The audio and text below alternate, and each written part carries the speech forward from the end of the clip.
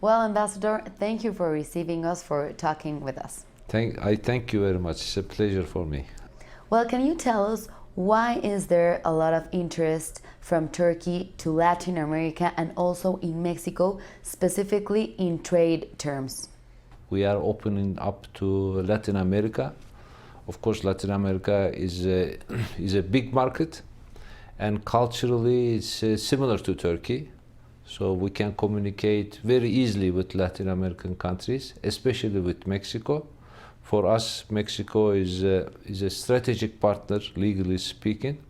We need friendship, cooperation, and new markets.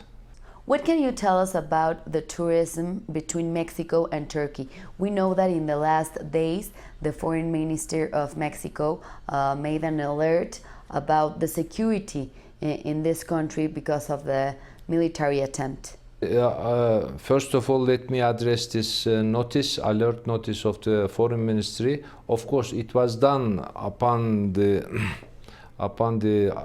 negative development in Turkey, which was the attempt of military coup d'etat in Turkey, which has failed. Now everything is back to normal in Turkey. This notice is no more necessary. If you look at the security situation in Turkey, we are a country with a very low rate of criminality. So daily life is safe in Turkey. You can move around, especially in Istanbul, in big cities, in other touristic places, very safely. And second thing, of course, there are terrorist attacks from time to time, but they happen everywhere in the world. So we need a stronger international cooperation to fight terrorism. That's another subject. What else can you tell us from this military attempt? It created a political crisis, or you see some benefits as the union of the population, or this renewal of the relationship between Turkey and Russia? It has not created a crisis in Turkey. On the contrary, it has reinforced, enhanced national unity. So, because this, not only the government, but the army, especially the people, opposed this attempt of military coup. So that was a big occasion to confirm Turkey's attachment to democracy and human rights. Russia and Turkey are very important actors in the region, and we are also very good partners. We have a huge trade and business between two countries, so we cannot give up this trade and business. We both gain from this. We exchange a lot of goods, and we also make investments in Russia. We are very active in the construction sector. And regarding the regional issues, we also have a political dialogue.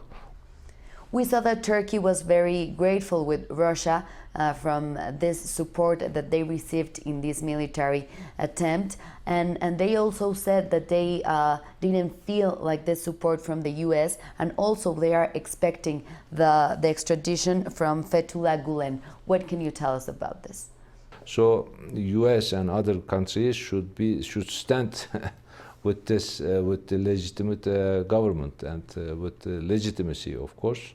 Regarding the extradition of Fethullah Gulen, who's known as the leader of this international network which is involved in terrorism now, it is declared as a terrorist organization by Turkish authorities. Of course, he's responsible for all these illegal actions in Turkey. So it is very normal that we request his extradition from the US. So that is a bilateral issue now. We are treating this with the US government, and at the end of the day, they should deliver Fethullah Gulen to Turkey. With this renewal of the partnership with Russia, is there a risk that you get apart from NATO? No. So we are one of the first members of NATO. Since 1952, we have been a member of NATO. We have the second largest army of NATO after the United States. But Russia is also our neighbor and partner. While keeping our strong ties with NATO, it is we need to also to develop our relationship with Russia. So the strategy against ISIS is going to be stronger now that you're partners with Russia? If we cooperation with Russia is against ISIS is all welcome. That needs that remains to be seen. But there is a dialogue between the relevant authorities of both countries.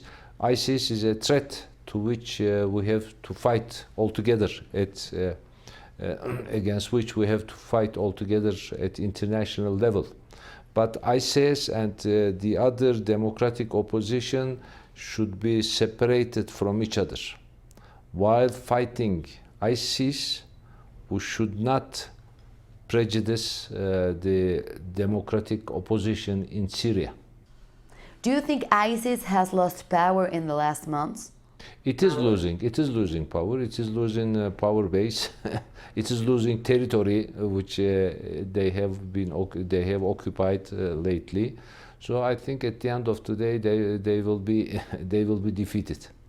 So do you think that having more control of migration could help to prevent terrorist attacks? In Turkey also, I mean, we need to control migration, and that's again an international cooperation issue.